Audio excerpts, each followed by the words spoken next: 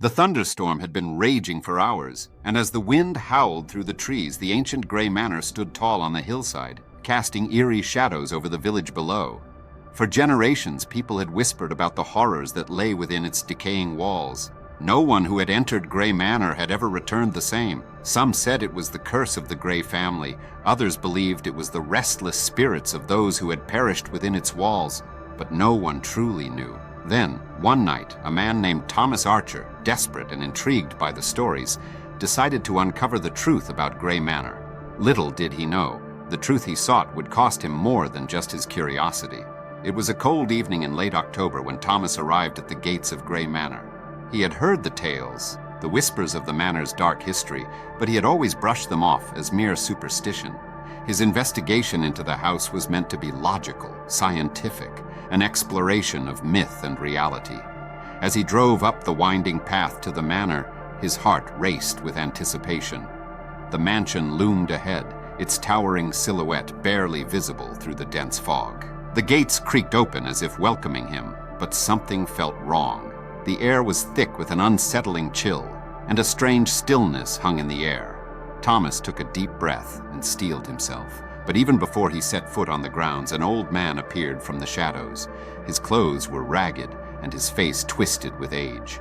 His eyes glinted with a warning, though his words were slow and deliberate. "Leave this place, young man," he rasped. "Gray Manor does not let go of those who enter." Thomas, taken aback by the man's warning, smiled nervously and shrugged it off. He had no intention of turning back. As Thomas made his way inside the manor, he felt the weight of its history pressing down on him. The floorboards creaked under his feet, and the air smelled of dust and decay. Faded portraits of long-dead ancestors lined the walls, their eyes seeming to follow him as he moved through the rooms. There was something deeply unsettling about the atmosphere, but Thomas pushed those feelings aside. He had come to uncover the truth. As he explored deeper into the manor, he found odd markings on the walls, strange symbols and cryptic messages that seemed to have been scrawled in a hurry.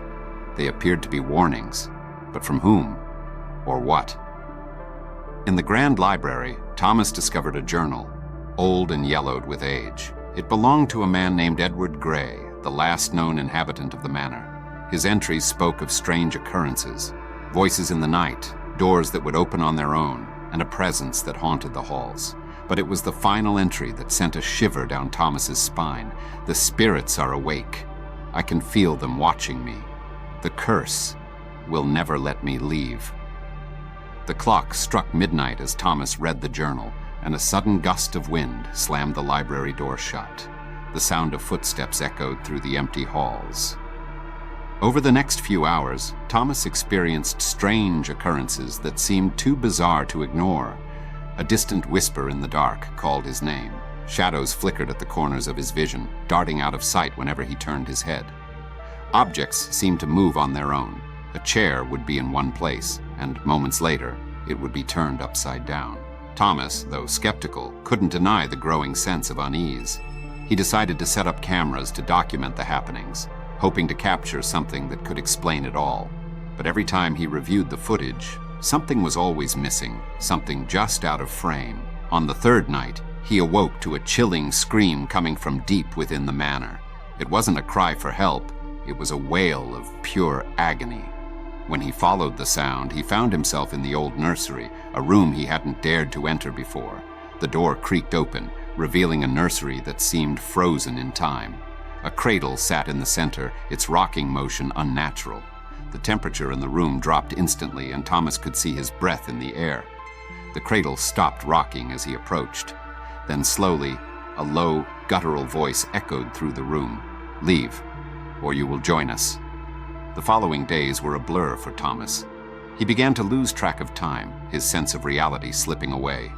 The manor seemed to warp around him.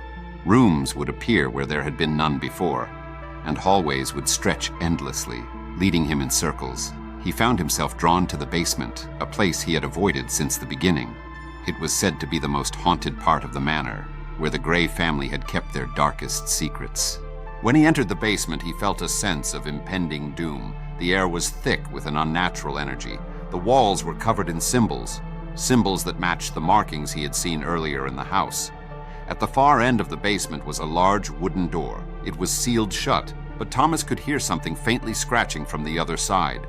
With trembling hands, he pushed the door open, revealing a hidden chamber. Inside, the walls were lined with hundreds of old, dusty dolls, their eyes wide open and staring. In the center of the room was a stone altar, covered in what looked like dried blood. Then, a voice echoed through the room, a voice that seemed to come from everywhere and nowhere. "You shouldn't have come." Thomas spun around, but there was no one there. The dolls, however, began to move. Slowly, they started to tilt their heads toward him, their eyes shifting. It was as if they were alive. Thomas, now desperate to escape, rushed back to the main floor, but the house had other plans. The doors wouldn't open. The windows were barred shut. Every exit was blocked. The whispers grew louder, more frantic. "Leave! Leave now!" they chanted. He ran through the house, searching for a way out, but the manor seemed to shift, twisting and turning. It was no longer the same building he had entered. The walls pulsed with an otherworldly energy. The floor beneath him cracked open, revealing an abyss that seemed to stretch endlessly. In the final moments, Thomas realized the horrifying truth. Grey Manor was not just haunted, it was alive, feeding off the fear of those who entered. The spirits were not merely lingering, they were trapped, bound to the house, unable to escape. And now, Thomas was one of them. As he reached the top of the stairs, he turned to see the figure of a woman standing in the doorway, her face pale and twisted with a haunting smile. "I told you to leave," she whispered, and the darkness consumed him. The following morning, the villagers found Grey Manor abandoned once more. The gates were open, the windows shattered, and the silence was deafening. Thomas Archer was never seen again, and his disappearance became just another story in the long history of Grey Manor. But some say, if you listen closely, you can still hear his voice in the wind begging for release from the cursed walls of the manor. But perhaps, just perhaps, the story isn't over. The manor still stands waiting for the next soul to wander too close, to uncover its dark secrets. And the spirits, wait, they're always watching. Thomas had been a skeptic all his life. Ghosts, demons, curses, he believed they were just tales people told to pass the time. But as he drove through the winding roads toward Black Hollow, he couldn't shake the eerie feeling creeping up his spine. There was something about the place, an oppressive silence that weighed down on him. The townsfolk greeted him with a warmth that felt forced, their smiles tight, their eyes darting nervously when he mentioned the letter. There was a feeling in the air that no one could quite put into words, but they all knew it existed. As Thomas settled into a small, creaky inn, he began to realize just how strange the town was. The night never seemed to fully fall in Black Hollow. The sky always held a peculiar glow, as if the moon itself was reluctant to leave. The first thing Thomas noticed was the unsettling lack of children. As he walked down the cobblestone streets, he saw only a few elderly residents and a handful of teenagers. No children. He found it odd.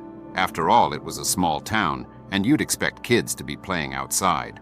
When he asked one of the locals, an old man named Harold, where the children were, Harold's face turned ashen. "They don't come out much," Harold muttered, looking around as if the walls might have ears. "It's better if you don't ask about them." Later that night, while Thomas was walking through the town square, he overheard two women whispering. One of them, a mother, was talking about her son. "He disappeared 5 years ago," she said, her voice shaking. "They never found him, just like the others." The others? The words sent a shiver down Thomas's spine. The next morning, he decided to visit the local library to look into the town's history. There, he uncovered a chilling truth. Over the past 50 years, several children had gone missing, each one on the night of a full moon. No bodies, no traces, just gone. As Thomas delved deeper into the town's history, he learned of a dark secret that had been buried for generations. Black Hollow was once home to a group of settlers who believed in ancient rituals that required a terrible sacrifice. Every decade, the town's elders would choose a child to offer to the darkness in order to keep the town safe from an ancient curse. It was a blood pact made long ago, and every year the whispers of the forgotten ones would grow louder. According to the town's oldest book, the whispers were the voices of the children, trapped between the living and the dead, waiting for someone to set them free. But the town didn't talk about it. They couldn't. The elders kept the secret hidden. and anyone who got too close was either silenced or disappeared. The night was when the strange events began. On the first night after his arrival, Thomas woke up to hear soft whispers coming from the woods behind his inn. At first, he thought it was the wind, but the more he listened, the clearer the words became. "Help us! Help us!" The whispers seemed to grow louder as the night wore on, and Thomas felt an overwhelming urge to go into the woods. He tried to fight it, but it was like something was pulling him toward the source of the voices. Against his better judgment, he grabbed a flashlight and ventured outside. The moment he stepped into the woods, the temperature dropped. His breath came out in visible puffs, and the whispers grew into eerie chants. He walked deeper, his mind racing with questions. What was happening here? Was he just imagining things? Or was there truly something sinister at work? After what felt like hours of walking, Thomas stumbled upon a clearing. In the center of it was an old, decaying altar covered in moss and overgrown with vines. The air around it was thick with an unnatural stillness. As he approached, a faint light flickered in the distance, moving as though guided by unseen hands. Suddenly, the whispers stopped. Thomas froze. In the silence that followed, he heard footsteps, slow, deliberate, as if someone was walking toward him. He spun around, the beam of his flashlight cutting through the dark, but there was no one there. Then, out of nowhere, a figure emerged from the shadows, a young girl, her face pale and gaunt, her eyes hollow. She looked at him with an expression of pure terror. "They're coming," she whispered. "You need to leave before it's too late." Before he could respond, she vanished into the woods, leaving only a trail of frost in her wake. Thomas stood there, his heart pounding. What had just happened? The following day, Thomas met with the town's only historian, a woman named Sarah. She seemed hesitant to talk at first, but after some gentle prodding, she confessed everything. The children who had gone missing were never truly gone. They had become part of the curse that plagued Black Hollow. The ritual, she explained, had never truly stopped. Every decade, the town would offer another child to the darkness, and in return, the town would remain untouched by disaster. But the whispers grew stronger every year, and now they were calling for someone else, someone like Thomas. As the full moon rose that night, Thomas found himself standing at the altar again. The whispers were deafening now, swirling around him in a frenzy. He realized too late that the letter had been a warning, not an invitation. The darkness had been waiting for him, waiting for someone who could break the curse. Suddenly, the ground trembled. Shadows began to rise from the earth, taking shape and form. The figures of things, no, not things, children, emerged from the mist, their faces contorted in agony. Thomas ran, but the shadows followed, growing stronger and more tangible with every step. The whispers filled his ears until they were all he could hear. "Help us! Help us! Help us!" As he reached the edge of the woods, Thomas saw the figure of the girl again, standing in front of him. "This is your only chance," she whispered. "You can leave or you can stop it, but if you stop it, you'll never leave Black Hollow." Thomas didn't hesitate. He stepped forward towards the altar and faced the darkness head-on. With one final scream, the shadows retreated, vanishing into the ground as though they had never existed. The whispers ceased. The next morning, Thomas left Black Hollow, never to return. The town seemed to have gone back to normal, its cursed history buried once more. But as he drove away, he caught a glimpse of something in his rearview mirror, a small, pale hand pressing against the window of his car. The whispers followed him, soft and distant, as if they were still waiting. The darkness had been stopped, but at what cost? No one would ever truly know. Savannah, Georgia, a city that prides itself on its beauty, its southern charm, and its chilling past. With its moss-draped oak trees, stately mansions, and grand squares, it's easy to imagine it as a city of peace and grace. But lurking just beneath the surface is something far more sinister.